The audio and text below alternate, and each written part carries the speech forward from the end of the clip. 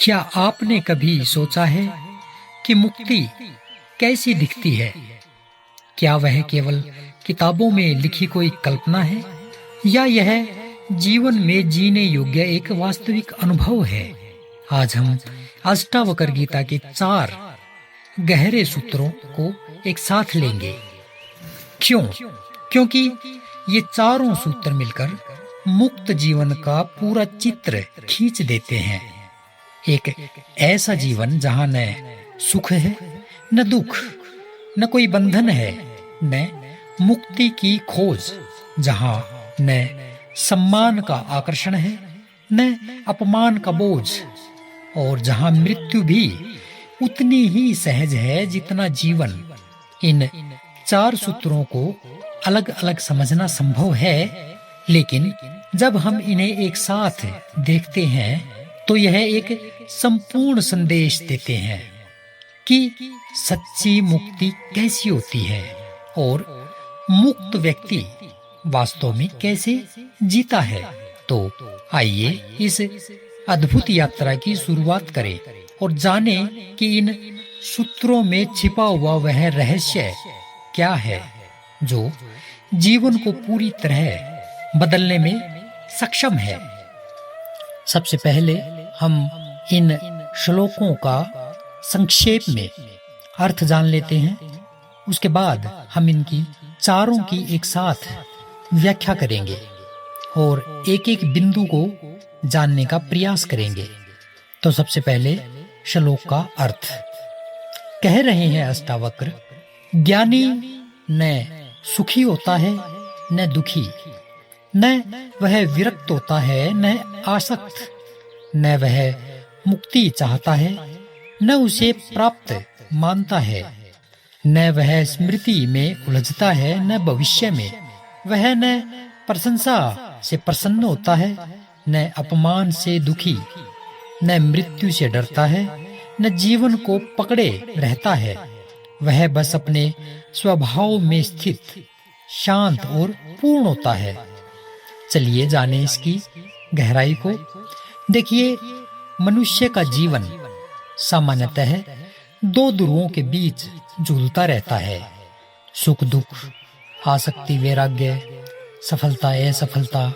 लेकिन जब कोई आत्मज्ञान को पा लेता है तो वह इन ध्रुवों से ऊपर उठ जाता है, वह केवल एक साक्षी बन जाता है। तो सबसे पहला जो यहाँ पॉइंट बनता है वह है न सुखी न दुखी, यानी आम इंसान हर परिस्थिति को सुख और दुख के चश्मे से देखता है, लेकिन ज्ञानी के लिए दोनों एक समान है। उदाहरण के लिए जैसे मान लीजिए बारिश हो रही है, किसान के लिए यह सुख की घटना है, लेकिन किसी शादी वाले घर के लिए यह दुख है। परिस्थिति वही है पर अनुभव अलग है। ज्ञानी ऐसे द्वंद्वों से बिल्कुल परे होता है, वह न सुख में जीता है न दुखी रहता है, वह सम रहता है। नंबर 2, न आसक्त न विरक्त। हम सोचते हैं कि विरक्ति ही ज्ञान है, लेकिन यहाँ संदेश है कि न आसक्ति न विरक्ति, क्योंकि दोनों ही मन के खेल हैं। ज्ञानी न किसी वस्तु को चाहता है न उससे घृणा करता है, वह तो बिल्कुल सहज है। इसके विपरीत जो संसारी है वह इन दोनों से ही घिरा रहता है। वस्तुओं का भी लालच करता है, घृणा भी बहुत ज्यादा करता है, अहंकार में भी जीता है, प्रेम भी वह केवल अपनों से करता है, और वो भी इसलिए करता है क्योंकि उसको अपने स्वार्थ की पूर्ति करनी है, और वह सहज तो बिल्कुल भी नहीं होता। इसलिए वह आसक्ति और विरक्ति दोनों ही पाटों में पूरी जिंदगी पिसता रहता है। नंबर 3 है न बंधन न मुक्ति की चाह।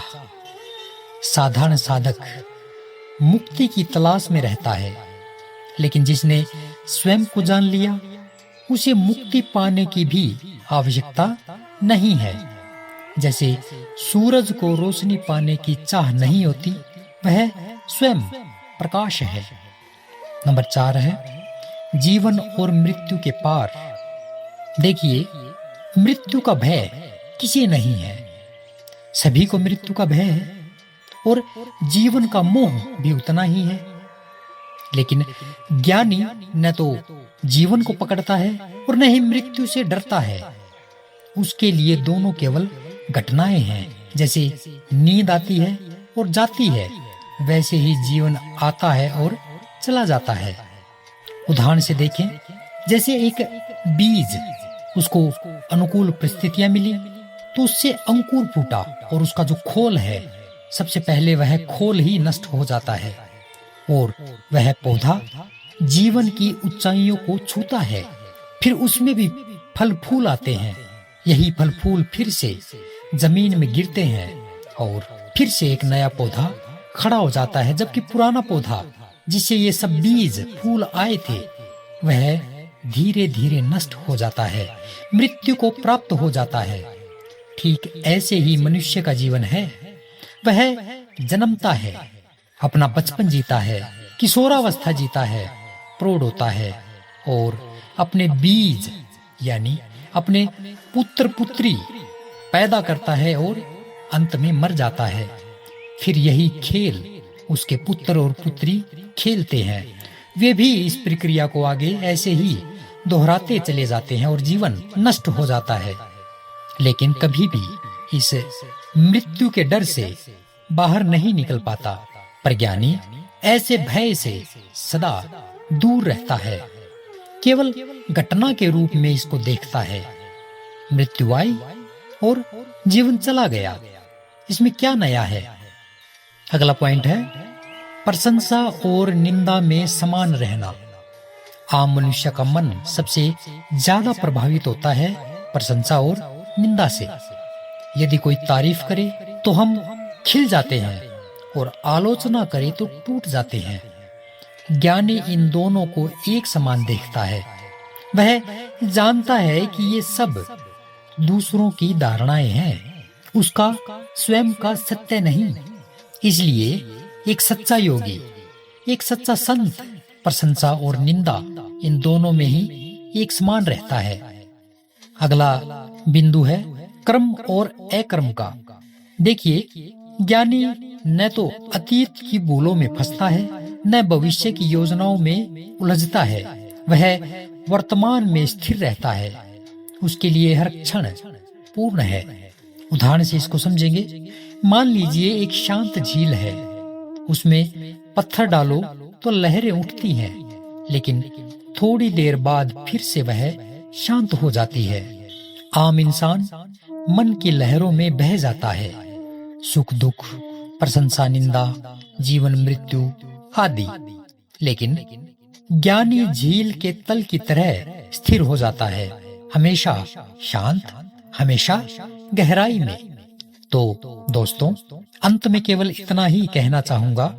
इन सूत्रों का संदेश केवल इतना ही है कि ज्ञानी वही है जो जीवन में हर द्वंद से परे जाकर बस अपने स्वभाव में स्थित रहता है। वह न सुखी है न दुखी, न बंधा है न मुक्त, न मृत्यु से डरता है न जीवन में उलझता है। यही है वह स्थिति जहाँ मनुष्य वास्तव में स्वतंत्र होता है। अगर आप भी इस राह पर चलना चाहते हैं तो जीवन की हर परिस्थिति में साक्षी बने रहना सीखिए। तब धीरे धीरे आप भी उस परम स्वतंत्रता को अनुभव करेंगे जो शब्दों से परे है। इन्हीं सभी बातों के साथ कल इस प्रकरण के अंतिम सूत्र में मिलेंगे। तब तक के लिए नमस्कार।